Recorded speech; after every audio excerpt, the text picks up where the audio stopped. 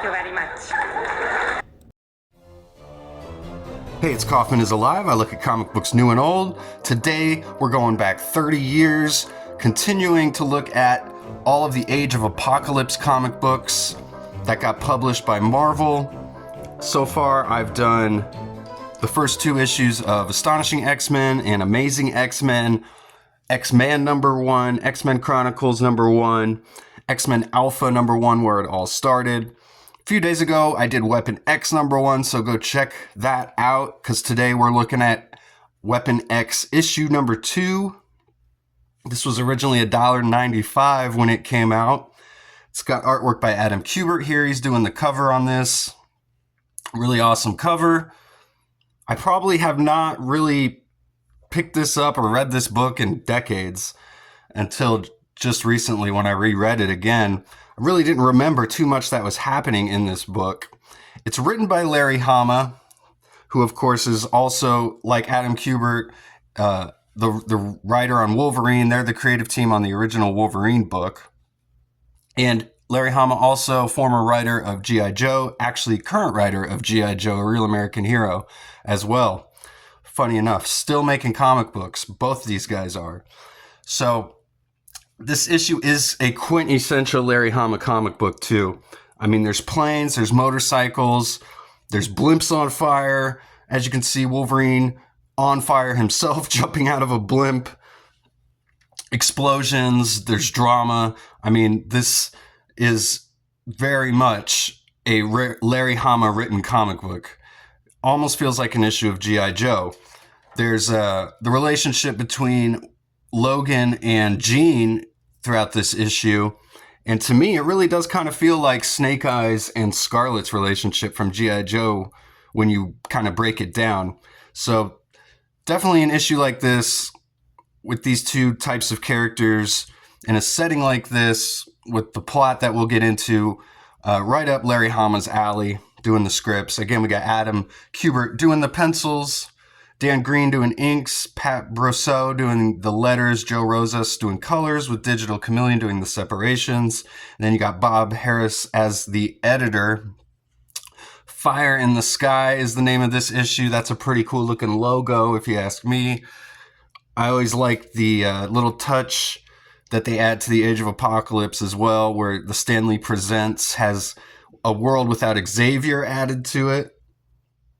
So this originally came out in April of '95, and the plot here revolves around Logan and Jean. They're kind of separating from each other here, and Logan woke up one day and Jean's gone, and she's even kind of dulled her psychic link to Logan. He can barely find her, but he finds her here at the edge of the European border with all these humans. They're trying to rescue, or at least she's trying to rescue all these humans. They're loading them onto Sentinels and flying them from America to Europe here. So she's bringing all these people into Europe. And her ultimate goal here is to leave Europe and go back to America. And she wants to warn as many people as she can that the Human High Council in Europe is about to create a nuclear holocaust in America to try and stop Apocalypse and wipe everybody out. And Wolverine's on board with this plan to create the nuclear holocaust. He's willing to help the Human High Council, but Jean wants no part in it. So this is where they kind of differ. I love this opening splash page here by Adam Kubert. There's just so much going on. Double splash page. You have to turn the book sideways to see it all. We've got these huge sentinels, you know, kind of lording over everybody here, with the humans like spilling out of them. There's sentinels flying in the background. There's the mountains. There's people in the water here. That's where Wolverine is, walking up the shore in a line, coming through this like gate where they've got guards posted. Just such an awesome drawing. There's just so much going on. I mean, this Sentinel's missing an arm even. Really awesome drawing. The faces here, I mean, this is Adam Kubert, but he really is drawing some of the faces here. They look a lot like the same way Adam or his brother Andy draws faces. I just feel like they both kind of draw in a similar style, yet different. So Wolverine finds Jean, and they are seen by these Reavers here, who, of course, like Pierce is he's the main Reaver, and they also see Shadow, Copycat, and Box, who we actually saw back in Amazing X-Men issue number 2, as it's referenced here, which I did already cover that issue, so go check that out. But Copycat and Box were working for the Brotherhood, who works for Apocalypse. But here they are, I guess, trying to kill all the humans and stop all these humans from entering Europe here. But we actually get her referencing Box's name, which we didn't get in the first issue back in Amazing X-Men. I do really like this page here. I do like the kind of dynamic between Copycat and Box as a team. That's a cool panel down there. So they're just trying to kill all the flat scans, they call them, all the humans who are here. They're kind of like fish in a barrel, you might say, at this point. But Jean obviously wants to stop them. She's having flashbacks when she was trapped in the pins, when these same types of characters would come in and just open fire on people. But she survived and was able to escape. Wolverine says the whole world turning to blood and fire, and it means kill. And he makes really quick work of Box here. We see Jean telepathically handles Copycat, and Wolverine says he's got to get back to the Human High Council. He's got to brief him. He says, on the prime targets, you and me been hitting for years. Do what you have to do, Jean. And he leaves her here because she's going to try and go back to America to warn people. And Wolverine, he's going to stay here in Europe. And I like this panel, too, of Jean looking really distressed. You know, both those panels together actually works really well. Love the giant speed lines in the background, too, on this drawing.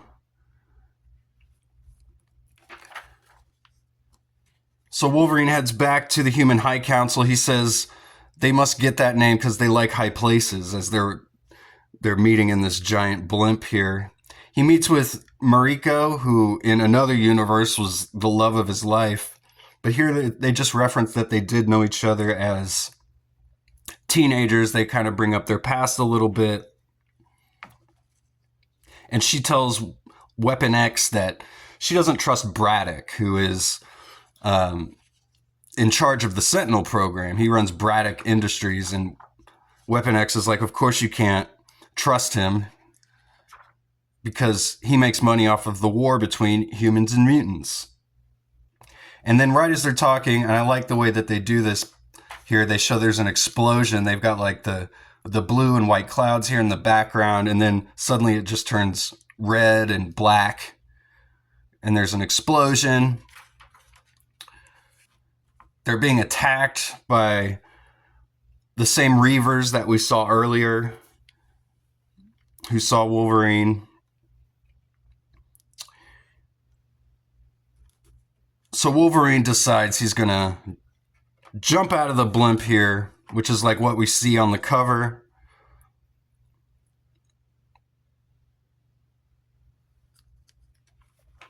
And he's going to try and jump onto the blimp that they're attacking, because there's, as you can see, there's like blimps everywhere.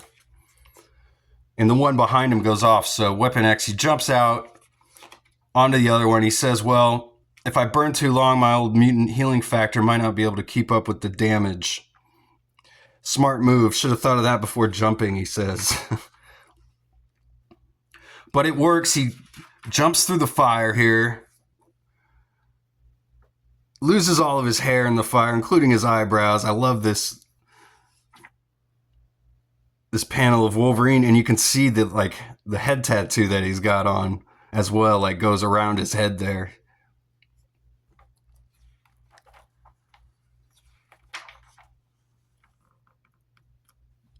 So actually about halfway through this issue, I was kind of bored reading it up until the explosion happens.